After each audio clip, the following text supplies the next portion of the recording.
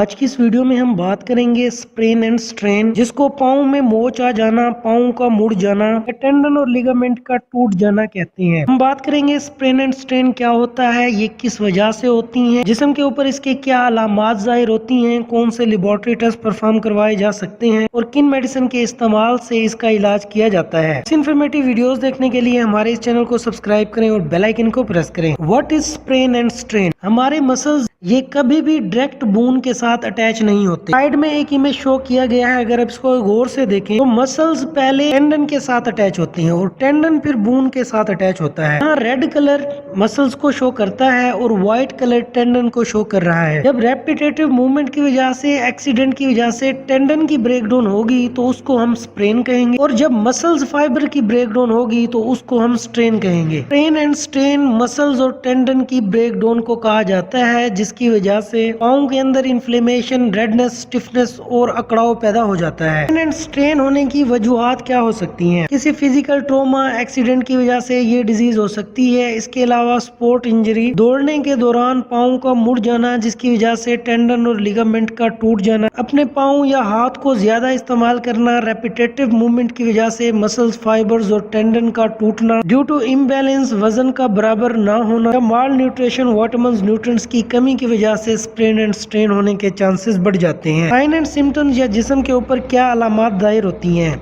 Muscles या tendon stiff हो जाते हैं, उनमें अकड़ाव पैदा हो जाता है और इफेक्टेड एरिया रेडनेस प्रोड्यूस करता है। जॉइंट या मसल्स की रेंज ऑफ मोशन लिमिटेड हो जाती है। मसल्स के अंदर spasm, inflammation, redness, swelling produce होती है। विटामिन्स, न्यूट्रिएंट्स की कमी की वजह से मसल्स वीक हो जाते हैं और इनमें बर्निंग सेंसेशन पैदा हो जाती है। वॉक करने, चलने फिरने में मुश्किल पेश आती है। इफेक्टेड एरिया में सवेयर किस्म का पेन या दर्द होता है। Treatment plan: inflammation, swelling, redness को कम करने के लिए एंटी इन्फ्लेमेटरी मेडिसिन का इस्तेमाल किया जाता है। एंटी इन्फ्लेमेटरी मेडिकेशन में ब्रोमिलीन और ट्रिप्सिन शामिल होती हैं। ये non steroidal anti inflammatory drugs होती हैं जिनको एनसेड कहा जाता है। इनके ब्रांड नेम में कोनटैप, कैमरोल, आयोडेक्स, पेन डे और वर्डलाइन शामिल हैं। ये मेडिसिन दिन में 2 बार इस्तेमाल की जाती हैं ताकि सवेयर इन्फ्लेमेशन, रेडनेस को कम किया जा सके। एनसेड की बात की जाए तो नॉर्जेसिक, ड्यूराजेसिक और टेंटम का इस्तेमाल किया जाता है। ये टैबलेट और कैप्सूल फॉर्म में अवेलेबल होती हैं और दिन में 2 बार इस्तेमाल कर सकती हैं। एनाल्जेसिक मेडिसिन का इस्तेमाल किया जाता है ताकि पेन, फीवर, इन्फ्लेमेशन को कम किया जा सके। स्टिफनेस को और अकड़ाव को कम करने के लिए प्रोक्सिकैन और नेप्रोक्सन का इस्तेमाल कर सकती हैं, जिनमें नेप्रोक्सन और प्रोक्सन शामिल हैं। ये medicine 250 to 500 mg easily available होती हैं और दिन में 2 बार इस्तेमाल कर सकते हैं। ज्वाइंट स्टिफनेस को कम करने के लिए, टेंडरनेस को कम करने के लिए प्रोक्सिकैम का इस्तेमाल किया जाता है। इनके ब्रांड नेम में फेल्डन शामिल है। ऐसी इन्फॉर्मेटिव वीडियोस देखने के लिए हमारे इस चैनल को सब्सक्राइब करें और बेल आइकन को प्रेस करें।